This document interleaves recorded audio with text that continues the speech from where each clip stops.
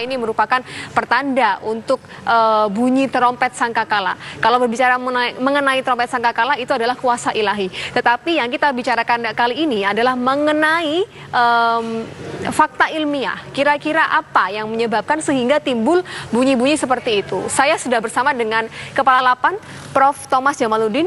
Prof. Thomas, ini bukan kejadian yang pertama ya. Sudah banyak ketika kita buka YouTube, laporan-laporan serta video-video dari berbagai masyarakat di belahan dunia yang mengupload video ataupun suara tersebut.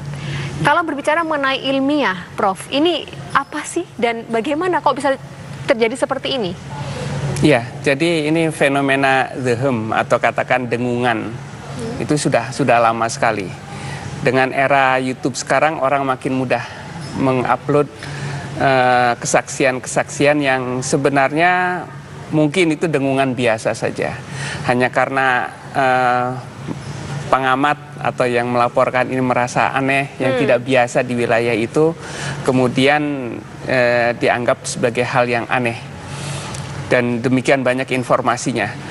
Yang ada yang memang bisa dijelaskan secara ilmiah. Tadi dikatakan ada yang mempunyai efek-efek tertentu, itu biasanya bukan sekadar gelombang akustik atau gelombang suara yang biasa kita dengar. Ada gelombang yang frekuensi rendah yang sebenarnya tidak setiap orang bisa mendengar itu, tapi orang-orang tertentu bisa mendengarnya dan kadang-kadang sangat mengganggu. Dan di daerah-daerah tertentu itu suara ini kadang-kadang terus berulang-ulang. Nah, ini yang kalau betul seperti itu, ini menjadi objek penelitian. Nah, ini suara seperti ini ya, Prof ya? Seperti ini atau yang mungkin bisa bermacam-macam. Karena di internet tuh ada yang seperti mesin diesel, seperti itu. Macam-macam. Ada yang seperti mesin diesel, ada yang seperti suara jet, ada yang seperti suara angin, ada seperti suara gelombang air laut. Macam-macam dilaporkan. Nah, itu yang benar-benar fenomena yang berasal dari alam yang mana, yang memang buatan manusia itu mana, memang sulit ada yang memang betul-betul itu berulang dan ini menjadi objek penelitian juga ada. Salah satu alasan yang kemudian dilaporkan di jurnal ilmiah juga ada yang mengatakan itu interaksi antara laut dan dasar laut yang kemudian menimbulkan gelombang mikro yang akhirnya menghasilkan suara tapi gelombang rendah, sebenarnya tidak terlalu tertangkap oleh telinga. Tapi itu menjadi salah satu dugaan yang memang hasil analisis ilmiah. Ada juga yang mengaitkan dengan kemungkinan dari efek peralatan atau perangkat buatan manusia. Seperti apa itu? Dari katakan ada dari cerobong asap yang kemudian berinteraksi dengan angin, itu juga mungkin menimbulkan suara seperti suara dengungan, seperti suara peluit.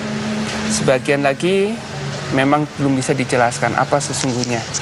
Nah, tetapi yang jelas ketika informasi ini beredar, dan ini bukan hanya di Indonesia, ini asal-usulnya tentu dari negara barat yang kalau kita browsing di internet sekarang juga ya ikut ramai, tapi itu bukan media-media yang terkenal, tapi karena ini kemudian menyebar di media sosial, itu kemudian menjadi menarik bagi masyarakat. Baik, ya, kita akan memberikan gambaran tentunya teori suara langit kepada Anda pemirsa melalui apa yang sudah kami tayangkan. Ini ada beberapa teori begitu, dugaan penyebab suara dari langit. Yang pertama, gesekan pelat tektonik, kemudian tekanan atmosfer, langsiran kereta api, kegiatan pekerjaan konstruksi, keberadaan alien. Ini berbicara mengenai keberadaan alien sudah berarti ada keanehan seperti itu ya, Prof ya. Kemudian 6, penggunaan senjata khusus berfrekuensi tinggi, dan ke-7, kedatangan akhir zaman atau kiamat. Ini yang trompet sangkakala itu ya, Prof ya. Kita akan membahas poin per poin ini, tapi akan segera kembali usai jeda pariwara berikut ini. Pemirsa tetap di Apa Kabar Indonesia Malam.